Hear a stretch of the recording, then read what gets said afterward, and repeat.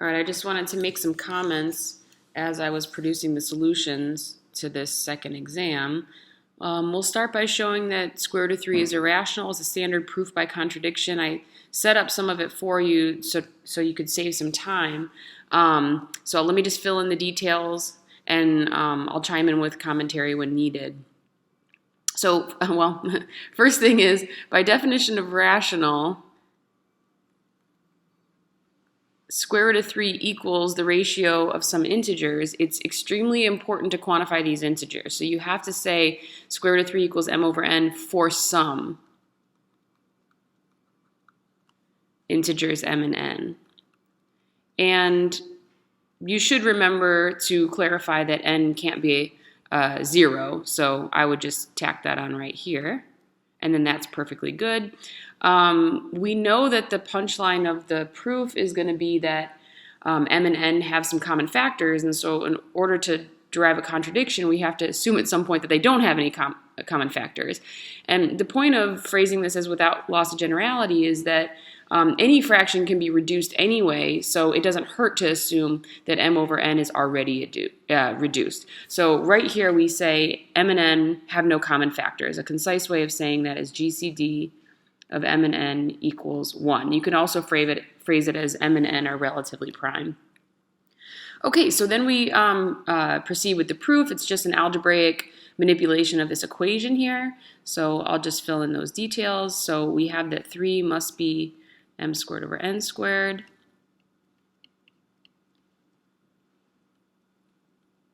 And then multiplying both sides by n squared, we arrive at this. And we see that we have integers on either side of this equation. The left certainly has a factor of 3, so the right must have a factor of 3 by the unique factorization theorem.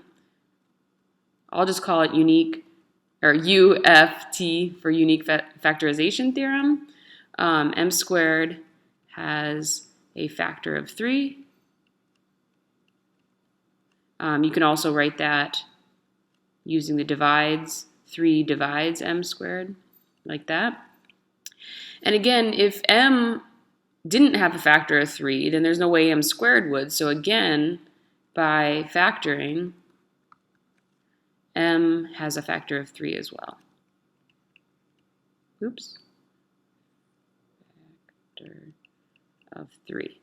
Okay, now we can't just say similarly n has a factor of 3 because there is no 3 on that side of the equation yet. So we actually have to do some work here.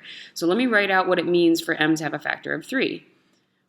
So there is some, again, this is important to quantify this integer, k, with m equal 3 times k. So if I go back up to my equation and manipulate it, I have basically 3n squared equals 9k squared, and that reduces to n squared equals 3k squared. Now we're in a similar position to what we were in up here. I have a factor of 3 across from n squared. So now I can say similarly. So similar, or let's say as before,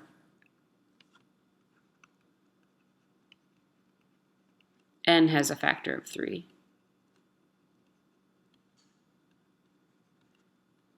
Okay, and now we've arrived at our contradiction because m and n were supposed to be relatively prime. They have no factors in common other tn 1, and here we found a factor of 3. So I might even write that out explicitly. The greatest common divisor, I mean, what we can say so far is that it's definitely greater than or equal to 3 because 3 certainly divides them. And this is a contradiction. So you can write it like this. I think I have the last line of the proof right there. So thus the supposition is false and square root of 3 is irrational. So kind of glue this part with that part and you have a complete proof. Okay, moving on to these sets here. Be very careful about what you write here. These, let me do some scratch work off to the side. These are intervals on the real line. So since I have infinitely many of them, it might be worthwhile to draw some of them out. The first interval goes from -1 over to 1 minus 1, which is 0. And then the next one, maybe I'll do a different color, extends down to -2 and goes over to 1 minus 1 over 2, that's 1/2. And the third one extends to -3 all the way up to 2/3, and so on. So when we're looking for the union there, I wanna find, can I write this? This is going to be all of the x's on the real line. This is understood from context because these intervals are subsets of the real line, such that x is in I, -I to 1 minus 1 over I for some I. All right, so in other words, x is greater than or equal to -I and less than or equal to 1 minus 1 over I. So if you think about this, actually maybe I'll write it out.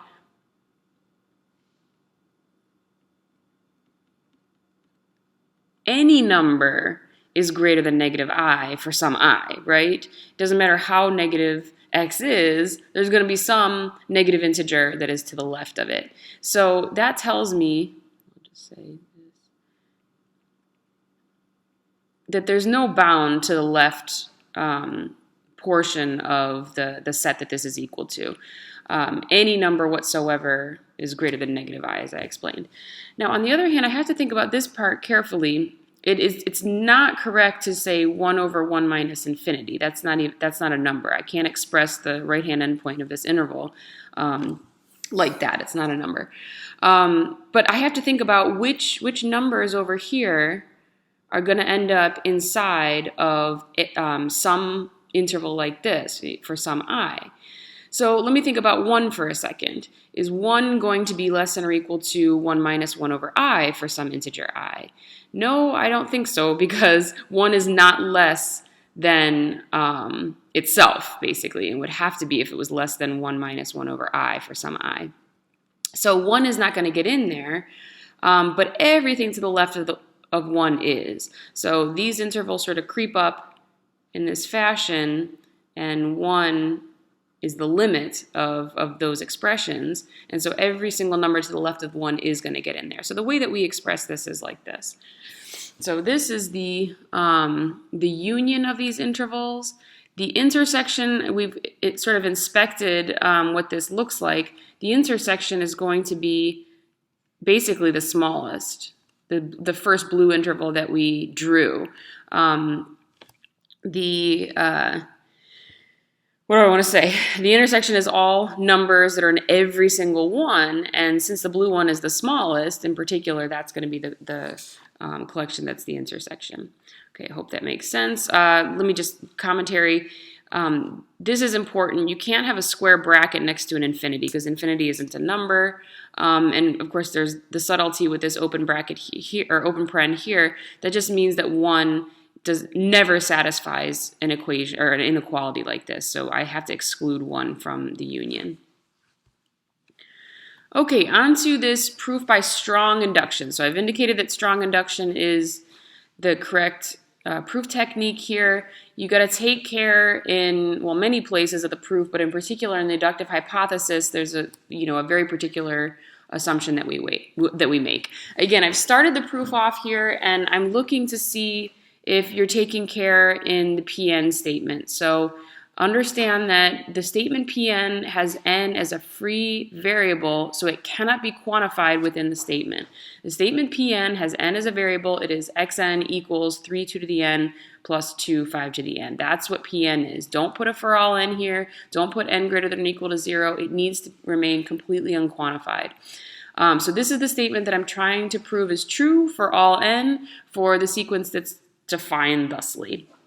Okay, so let me proceed with my proof by strong induction. I know I'm going to need multiple base cases, and if you take a look at how the sequence is defined, I have a hint that I'm going to need 2 base cases because xk refers back to the 2 previous members of the sequence. So I'm going to go ahead and do case n equals 0 and n equals 1.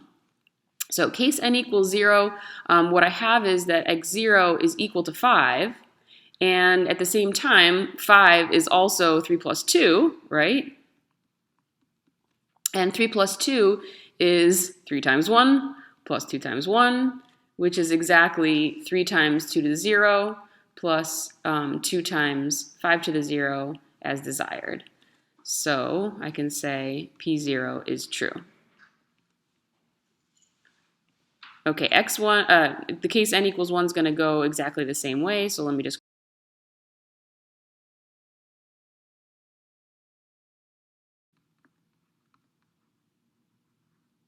Excellent. So I have two base cases, which let me just sort of record off to the side what I know is true.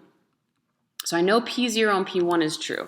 In order to get the sort of domino effect that I want, what I want to say is, like, my next thing to prove is P2, right? And I know that P2 is going to follow from P0 and P1. And then in turn, P3 is going to follow from P1 and P2, like that. So when I go into phrasing my strong inductive hypothesis, I understand that I am assuming all of the PIs, or PKs, whatever you want to call it, up until the K value that I'm interested in, well, one fewer than the K value that I'm interested in proving. So let me write it out and just point to exactly what numbers I should have written down. So inductive, this is a strong inductive hypothesis. My point is that I have to say, let K be greater than or equal to 1 here. I have only, at the moment, proven P0 and P1. So I don't want to assume that I've proven up until 2, right? So I'm about to say, assume that I have proven up until K. Well, I can't let K be greater than or equal to 2 because I haven't proven P2. So K greater than or equal to 1 is what I should have here. 1 is the smallest K for which I'm sure that I have PK already proven. So let K be greater than 1. Here's the strong inductive hypothesis. Suppose that Pj is true for all j less than or equal to k. Okay, that is the inductive hypothesis. There are all kinds of sort of incorrect ways to phrase that, but this is what I want. This is what we need for a proper inductive hypothesis. Make sure your inequalities are going the right way. Here it is. Now, and you can be kind to the reader and alert to them what we're trying to do. We want to show that from this, I can prove PK plus 1.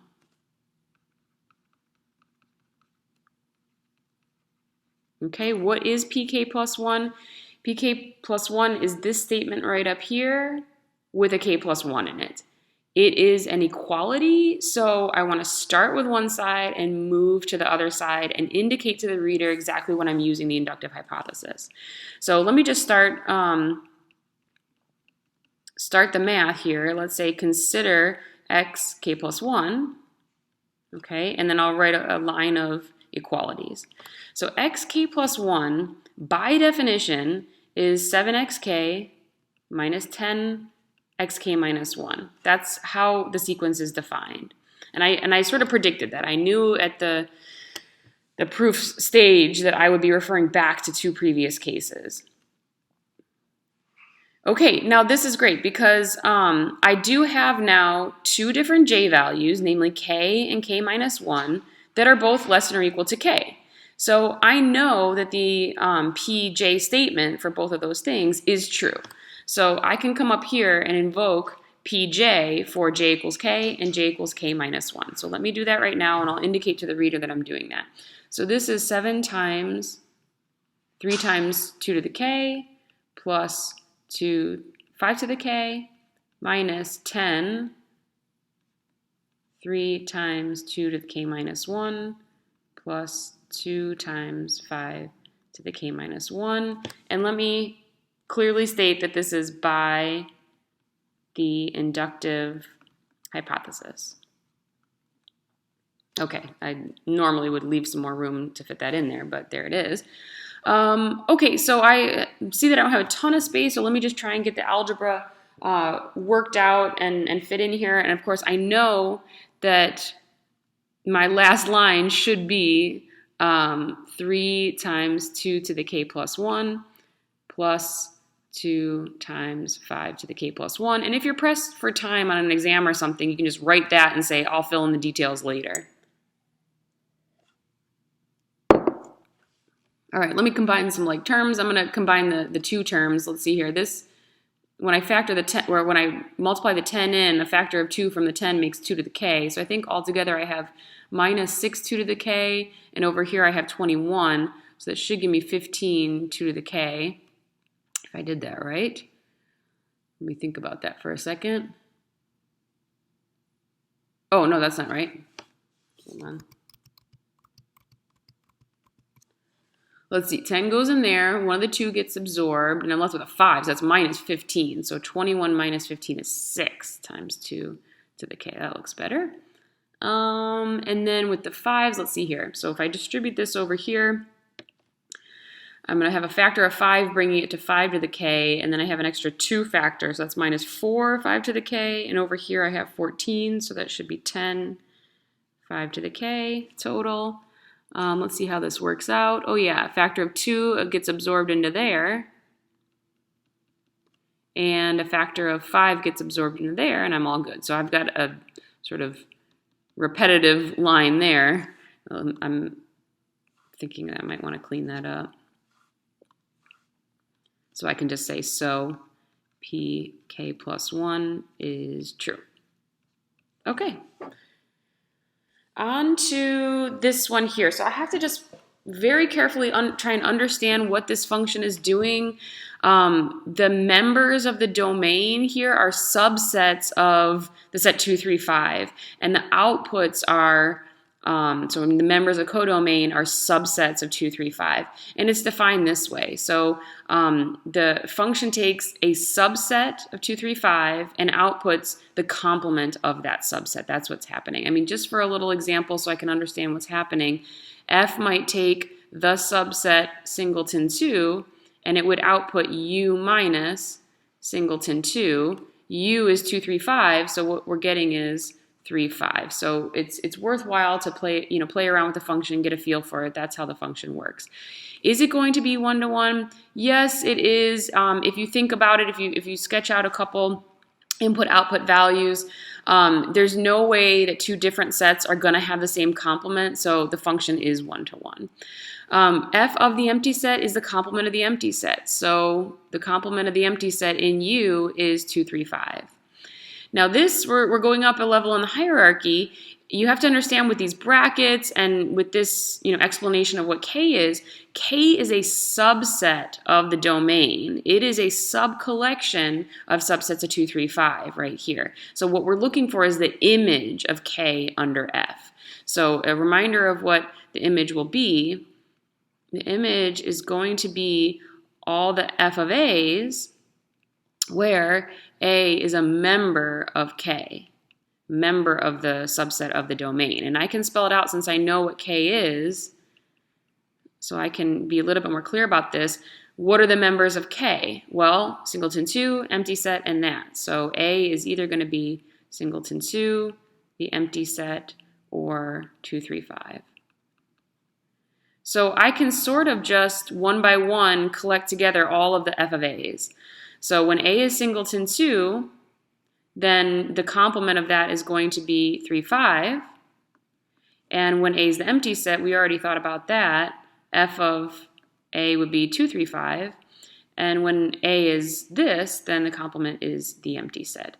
So the image, be careful here, the image of K is a set. So these brackets here correspond to these brackets here.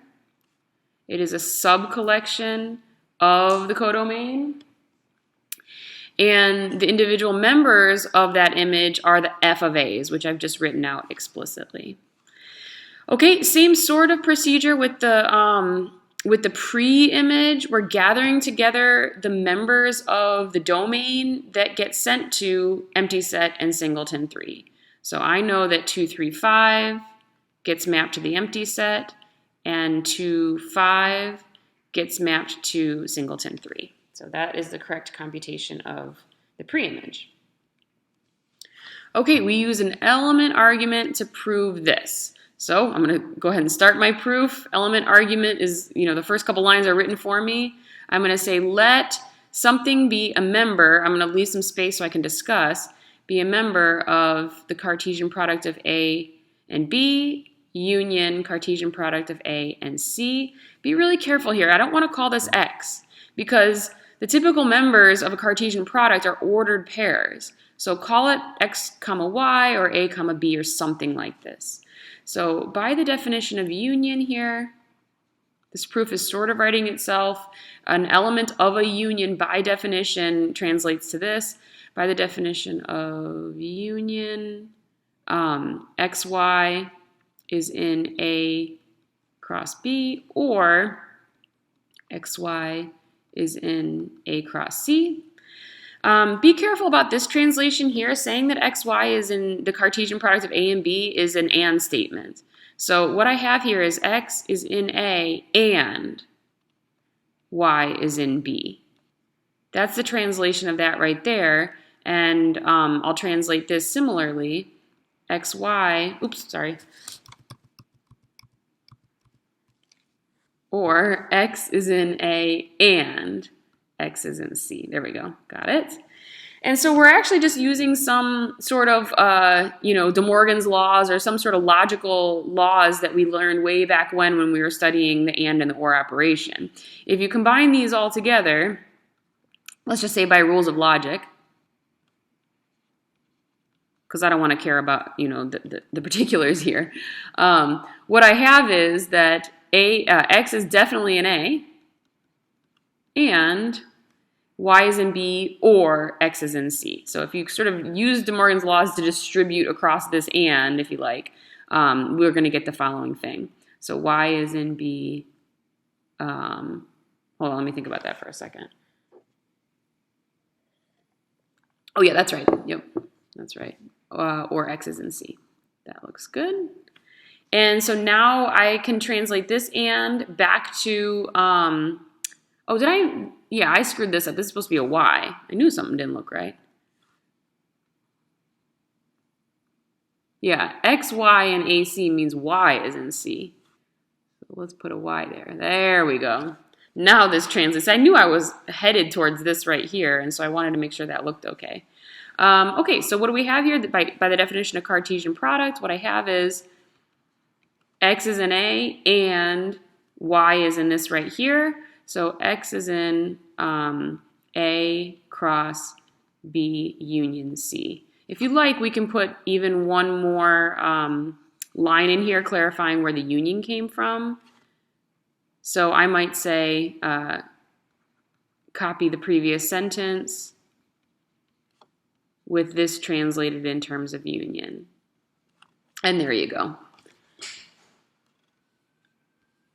Okay, this one ends up being false. I mean, you're going to have to play around with, some different functions from finite domains or functions from calculus or something. I think if I let, I should make it capital. I think if I let, let f of x be x squared. Let me draw a picture to inspire this. This is going to work for us. If I let, for example, something like this be A, and something like this be B, then I make it line up so that they have the same image, then what's going to happen is that A minus B is just going to be A. As a reminder, A minus B is simply all the elements in A that aren't in B. Well, they're disjoint sets, so that's all of A. So f of A minus B is going to end up being the full green set, but unfortunately, since both f of A and f of B are the green set, the difference over here is going to be the empty set. So let me just try and, put some numbers to this so that I can see that that's the case. So let's let f be this, and let's let A equal, -2 to -1, and B equal 1 to 2. Then let's just compute both of these sets and verify that they aren't equal to each other. Let's see here. F of A minus B, as discussed, that's simply going to be -2 to 1, because A minus B is just the set A. They don't have any elements in common. Okay, and as the picture indicates, this is going to be the interval 1 to 4, I guess. But on the other hand, f of A is 1 to 4, and f of B is 1 to 4. So f of A minus f of B is the empty set. So that's enough of an explanation. I mean, I have computed f of A minus B and got this, and I computed f of A minus f of B and I got that, so I'm done.